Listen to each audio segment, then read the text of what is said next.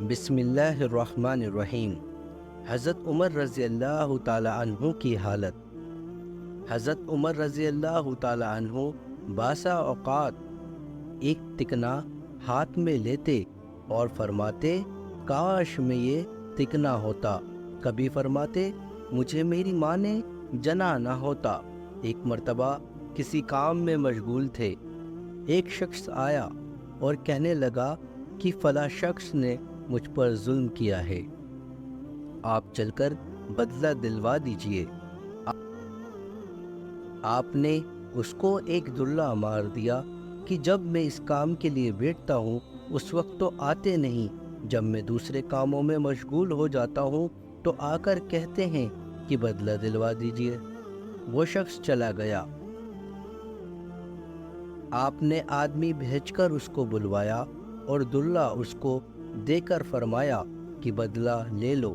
اس نے عرض کیا میں نے اللہ کے واسطے تمہیں معاف کیا۔ گھر تشریف لائے، 2 رکعت نماز پڑھی، اس کے بعد اپنے آپ کو خطاب کر کر فرمایا اے عمر تو کمینہ تھا، اللہ نے تجھے اونچا کیا، تو گمراہ تھا، اللہ نے تجھ کو ہدایت دی، تو ذلیل تھا، اللہ نے تجھ کو عزت دی، پھر لوگوں نے بادشاہ بنایا۔ اب ایک شخص آ کر کہتا ہے کہ مجھے ظلم کا بدلہ دلوا دو تو تو اس کو مارتا ہے، کل قیامت کے دن اپنے رب کو کیا جواب دے گا؟ بڑی دیر تک اپنے آپ کو اسی طرح ملامت کرتے رہے۔ آپ کے غلام حضرت اسلم کہتے ہیں کہ ایک مرتبہ حضرت عمر رضی اللہ تعالیٰ عنہ کے ساتھ حرلہ یعنی مدینے کے قریب ایک جگہ جا رہا تھا۔ ایک جگہ آگ جلتی ہوئی جنگل میں نظر آئی۔ حضرت عمر رضی اللہ تعالیٰ عنہ نے فرمایا کہ شاید کوئی قافلہ ہے جو رات کو جانے کی وجہ سے شہر میں نہیں گیا، باہر ہی ٹھہر گیا، چلو اس کی خیر خبر لیتے ہیں، رات کو حفاظت کا انتظام کریں۔ وہاں پہنچے تو دیکھا ایک عورت جس کے ساتھ چند بچے رو رہے تھے اور چلا رہے تھے، اور ایک دیگچی چولہے پہ رکھی تھی جس میں پانی بھرا ہوا ہے اور اس کے نیچے آگ جل رہی ہے۔ انہوں نے سلام کیا اور قریب آنے کی اجازت لے کر اس کے پاس گئے اور پوچھا کہ یہ بچے کیوں رو رہے ہیں؟ عورت نے کہا کہ بھوک سے لاچار ہو کر رو رہے ہیں۔ دریافت فرمایا کہ اس دیگچی میں کیا ہے؟ عورت نے کہا پانی بھر کر بہلانے کے واسطے آگ پر رکھ دی ہے، ذرا ان کو تسلی ہو جائے اور سو جائے۔ امیر المومنین عمر رضی اللہ تعالیٰ عنہ کا اور میرے اللہ ہی کا فیصلہ ہوگا کہ میری اس تنگی کی خبر نہیں لیتے۔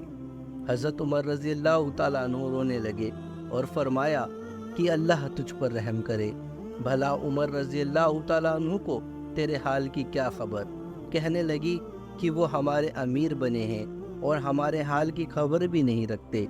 اسلم کہتے ہیں کہ حضرت عمر رضی اللہ تعالیٰ عنہ مجھے ساتھ لے کر واپس ہوئے اور ایک بوری میں بیت المال سے کچھ آٹا اور کھجور اور چربی اور کچھ کپڑے اور کچھ درہم، غرض یہ ہے کہ بوری خوب بھر لی، اور فرمایا کہ یہ میری کمر پر رکھ دے۔ میں نے عرض کیا کہ میں لے چلوں؟ آپ نے فرمایا نہیں، میری کمر پر رکھ دے۔ 2-3 مرتبہ جب میں نے اصرار کیا تو فرمایا کیا قیامت میں بھی میرا بوجھ تو ہی اٹھائے گا؟ اس کو میں ہی اٹھاؤں گا، اس لیے کہ قیامت میں مجھ سے ہی سوال ہوگا۔ میں نے مجبور ہو کر بوری آپ کی کمر پر رکھ دی۔ آپ نہایت تیزی سے اس کے پاس تشریف لے گئے، میں بھی ساتھ تھا۔ وہاں پہنچا، اس دیگچی میں آٹا اور چربی اور کھجور ڈالی اور اس کو چلانا شروع کیا اور چولہے میں خود ہی پھونک مارنا شروع کی۔ حضرت اسلم رضی اللہ تعالیٰ عنہ کہتے ہیں کہ آپ کی گنجن داڑھی سے دھواں نکلتا ہوا دیکھتا رہا۔ حتیٰ کہ حریرہ سا تیار ہو گیا۔ اس کے بعد آپ نے خود اپنے دست مبارک سے نکال کر ان کو کھلایا۔ وہ سیر ہو کر ہنسی کھیل میں مشغول ہو گئے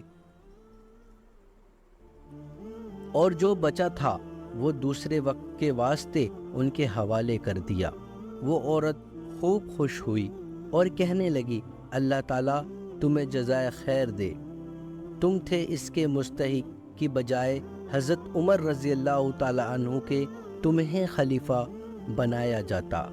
حضرت عمر رضی اللہ تعالیٰ عنہ نے ان کو تسلی دی اور فرمایا کہ جب تم خلیفہ کے پاس جاؤ تو مجھ کو بھی وہاں پاؤ گی۔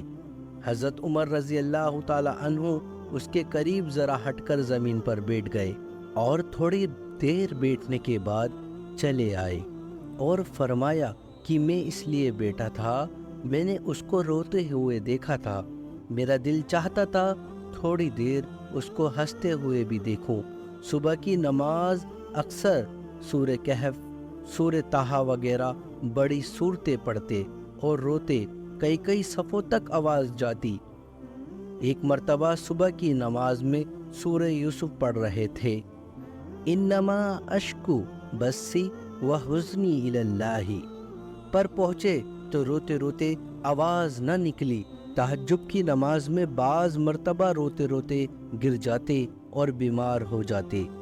فلسفہ یہ ہے کہ اللہ کا خوف اس شخص کا جس کے نام سے بڑے بڑے نامور بادشاہ ڈرتے تھے، کانپتے تھے، آج بھی 1400 سال کے بعد زمانے میں ان کا دبدبہ مانا ہوا ہے۔